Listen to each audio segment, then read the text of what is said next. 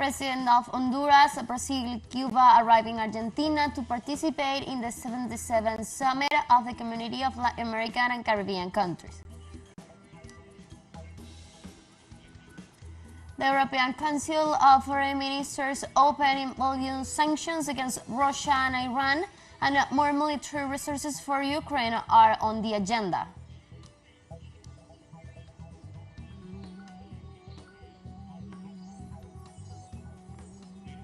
Hello, welcome to From the South. I'm Ana Marrero from the TeleSUR headquarters in Caracas, Venezuela.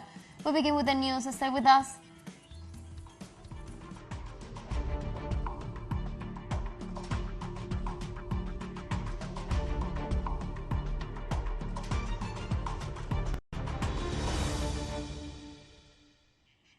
The Peruvian Public Prosecutor's Office has reported the release of 192 citizens detained during the raid of the National University of San Marcos in the capital city of Lima.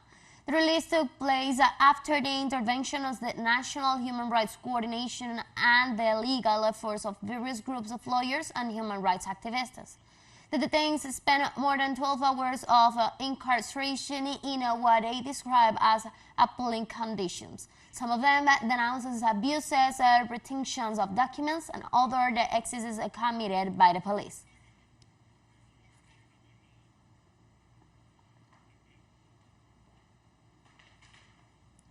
In Peru, the National Coordinator for Human Rights sues Minister of the Interior Vicente Romero Fernandez for the police operation carried out of the National University of San Marcos in Lima.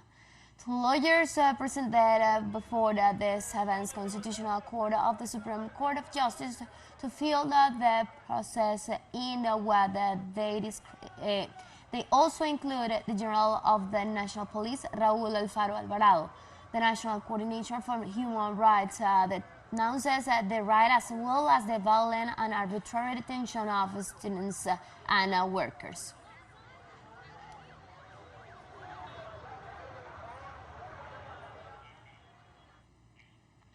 On Sunday, the Dina Boluarte's government broadcast an audiovisual message describing social protests as acts of terrorism.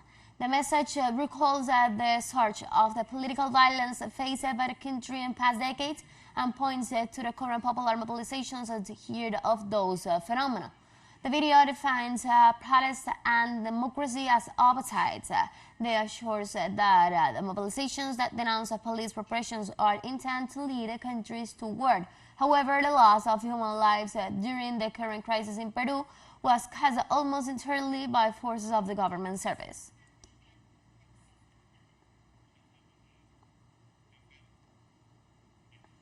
In Peru, authorities decided to close indefinitely the Machu Picchu National Archaeological Park due to massive demonstrations against President Dina Boluarte. The Ministry of Culture announced that it seeks to safeguard the safety of tourists and the general public in view of the social situation in the country. The ministry added that the authorities will take care of the people affected by the package of access tickets to Machu Picchu Park. This partial closure also took place last December 14th due to the same social protests.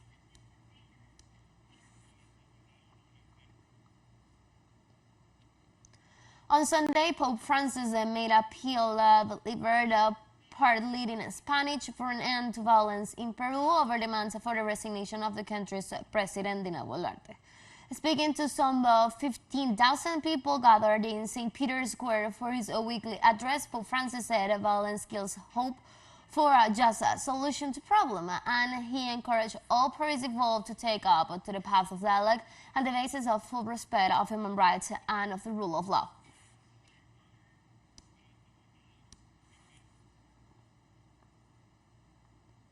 Latin American and the Caribbean head of states and governments are arriving in Argentina for the 7th Summit of the Community of Latin American and Caribbean States, CELAC.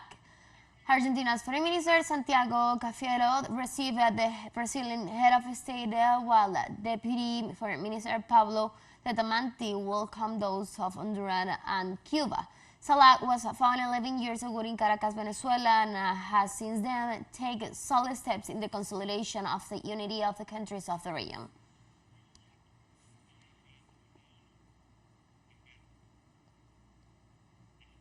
The president of Bolivia, Luis Arce, vindicates Bolivia's economic and social growth on the 14th anniversary of the foundation as a plurinational state.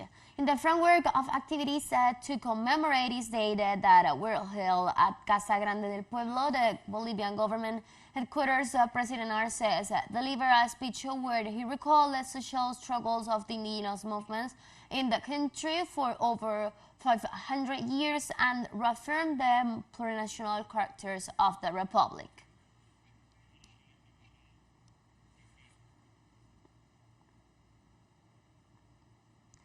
Head of the CELAC summit, the president of Argentina and Brazil announces the relaunching of their strategic relationship to strengthen economic integration.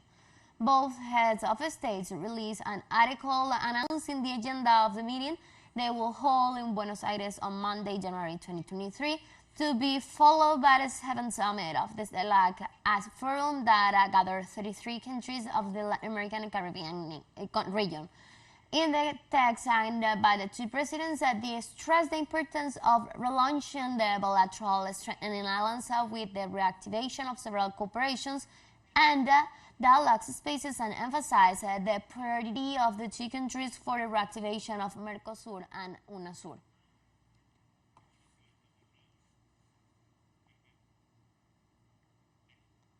The violence spreading in Ecuador has caused this Saturday the death of lawyer Julio César Faracio, who intended to become mayor of Salinas. The crime took place just when he was in lobbying activity in the José Luis Tamayo parish in the city located in the southern part of the country. According to the witnesses, the candidate supported by the political organizations Unidad Popular and Patriotic Society was shot several times. Salinas police chief, Lieutenant Colonel Carlos Mancheno, gave details of the incident that the third to be reported in the midst of a campaign for the regional elections on February the 5th.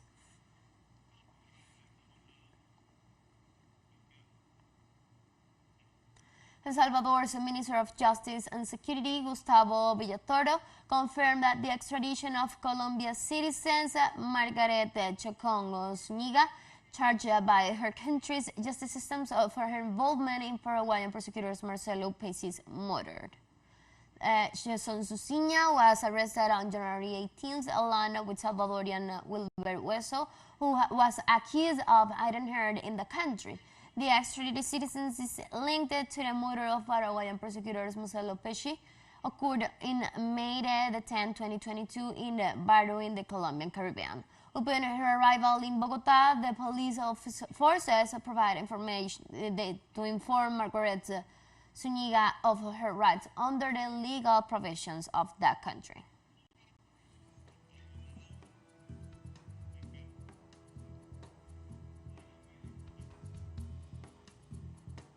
We'll take a very short break now, but remember, you can now follow us on our TikTok account as TeleSUR English, in which you will be able to see news in different formats, news updates, and more. Stay tuned for more news.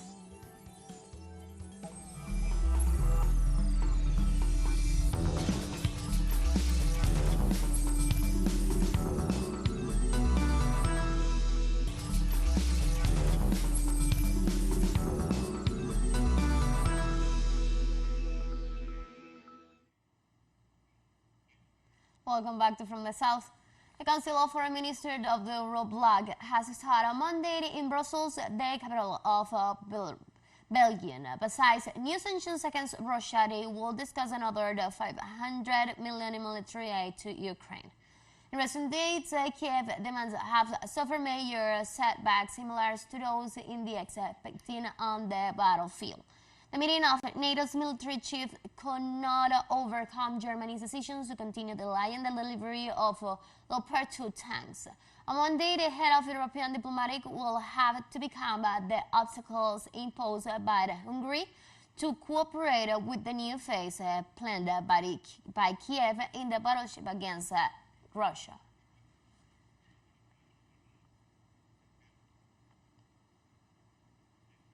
The Canadian federal government and 325 First Nations have agreed to settle a class action lawsuit for $2.8 billion seeking reparation for the loss of language and culture.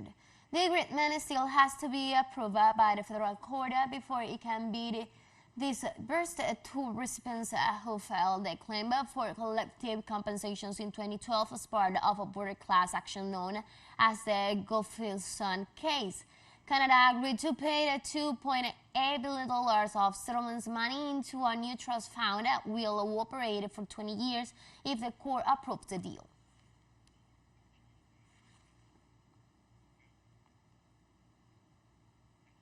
The government of Switzerland refuses to transfer frozen Russian assets to Ukraine as this represents a violation of its national constitution. Swiss Finance Minister Guy Parmelin assured that the right to property is fundamental and is guaranteed by the country's constitution, so that it would be impossible to receive money from one country and transfer it to another due to the existing legal framework. Parmelin emphasized that Switzerland is a state governed by the rule of law and stressed the need to respect the existing laws.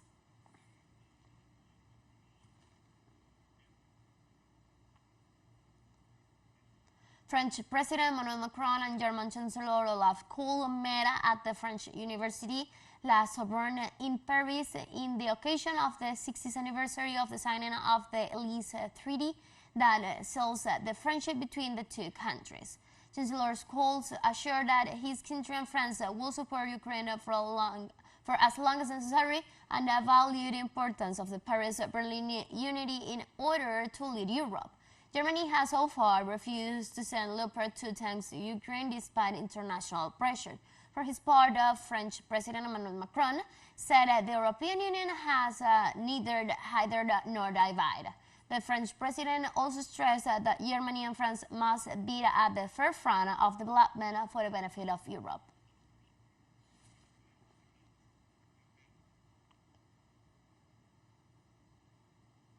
In Poland, hundreds of people demonstrated in Warsaw, the capital city, to show the rejection of the country's involvement in Ukrainian conflict. According to the local media, the demonstrations were organized by Polish organization Commander the Patriots. It issued a statement expressing its disagreement with the promotion by some Polish politicians and media on the necessity to engage in Ukrainian conflict. These demonstrations follow those held on Saturday in the Polish capitals, as well as against heavy weapon supplies to Ukrainian region.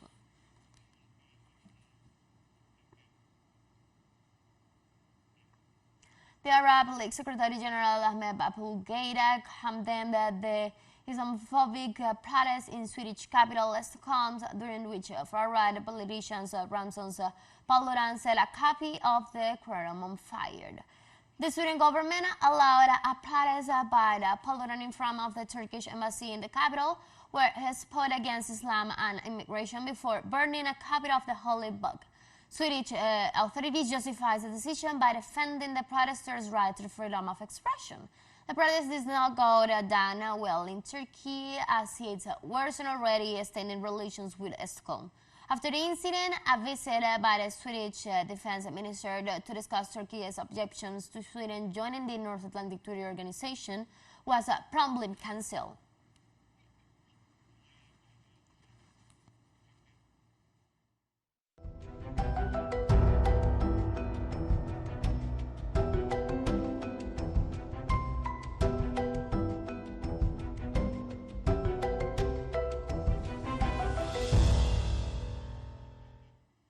The Philippines National Disaster Risk Reduction and Management Council report on Sunday the death toll from the floods reached 35 people, while the number of injured stands at 12. According to the same report, there are still 7 people missing early this week. Local media informed that at least 33 people died as a result of the floods. So far, more than 1,000 homes has been damaged in the Philippines. 548 of them were completely destroyed.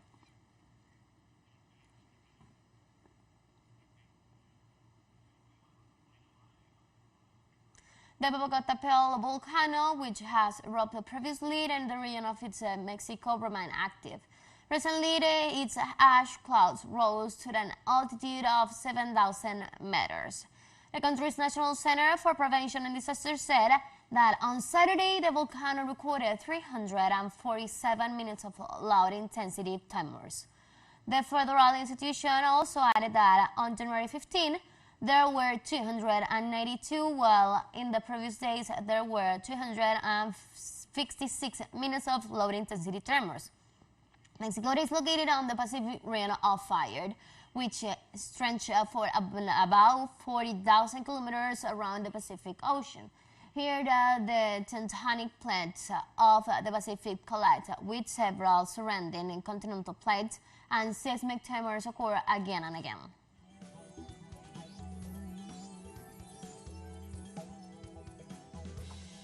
And we have more news coming up after this financial break, so don't go away.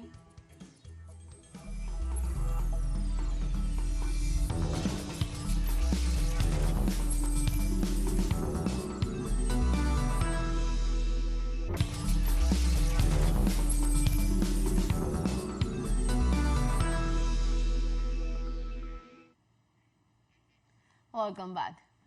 At least 16 people have been killed, including a child, in the collapse of a residential building in the Sheikh Moscow neighborhood of the city of Aleppo, northern Syria. The collapse of the structure might have been due to a water leak in the foundation, which could have undermined the 5-story building, which finally collapsed early on Sunday morning when most of its residents were sleeping. Rescue, civil protection, and firefighters teams arrived on the scene to bring the search for possible survivors under the rubble.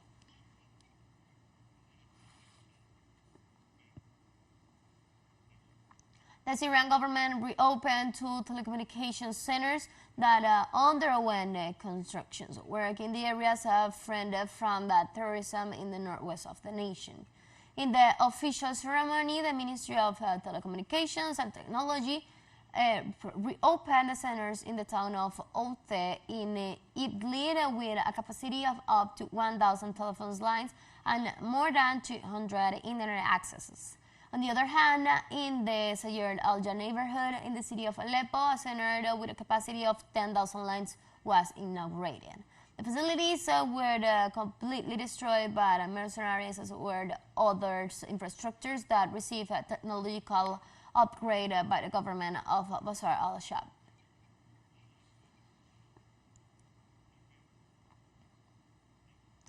On Sunday, at least 6 people were killed in an attack by the Al-Shabaab militants at the mayor's office in central Mogadishu. A suicide bomber set off a huge blast that tore through building near the office complex, with gunfire erupting afterwards, Somali police spokesman Sadiq Durishe said at the end of a 4-hour siege. The police spokesman said all the 6 attackers died. 5 of them during the fire exchange with the security forces, and 1 of them detonated himself.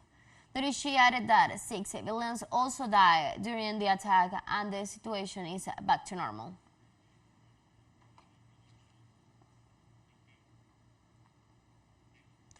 Russian government authorities reported to be negotiating with Egypt the possibility of rubble payment for food supplies.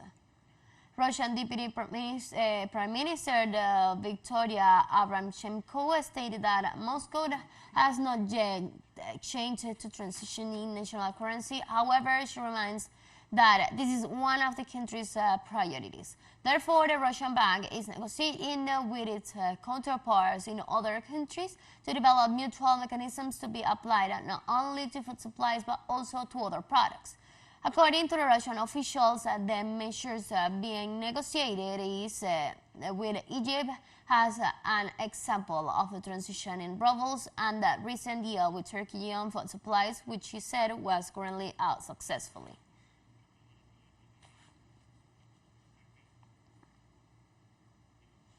Iranian authorities have strongly rejected the decision by the European Parliament of including the Islamic Revolutionary Guard Corps in the list of terrorist organizations.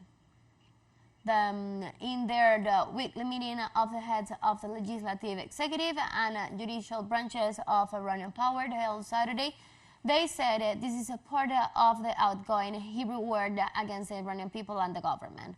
They argue that a Revolutionary Guard is one of the strongholds of the Islamic Republic of Iran.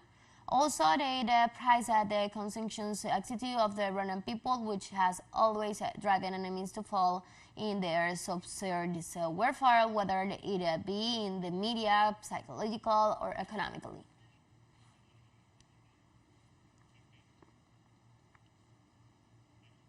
On Saturday, tens of thousands of Israelis gathered in Tel Aviv to protest plans by Prime Minister Benjamin Netanyahu's new government to overhaul the judicial system. Demonstrators said the measures peril the country's democratic fundamentals. Local media cited police said some 100,000 people were out protesting in the city. Saturday's demonstrations follow other protests last week, which also drew tens of thousands in an early challenge to Netanyahu's and his ultranationalism and ultra-orthodox government, the most right-wing in Israel history.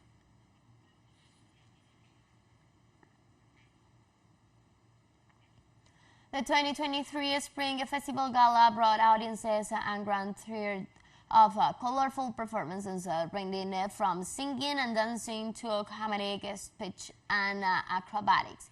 The gala opened at 8 p.m.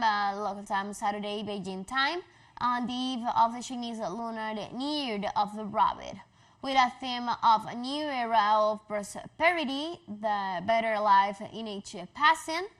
And in the passing days, the entire show will enter in the general tone of joy, auspiciousness, and jubilation, highlighting the theme of happiness and confidence while striving to express the best wishes for the Chinese Lunar New Year in a vibrant, warm, caring, and hopeful atmosphere.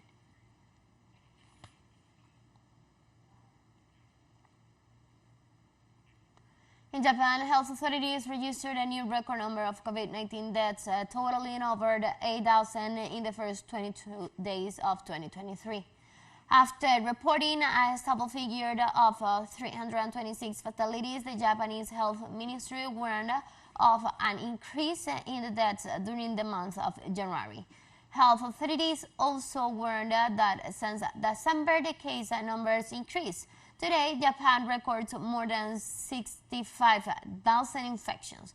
Japanese Prime Minister Fumio Kishida asked the Health Ministry to reclassify COVID-19 as a class 5 disease due to its dangerousness.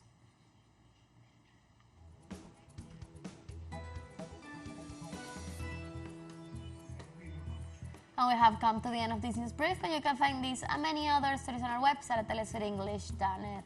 You can also join us on our socials. We're on Facebook, Twitter, and on Instagram as well.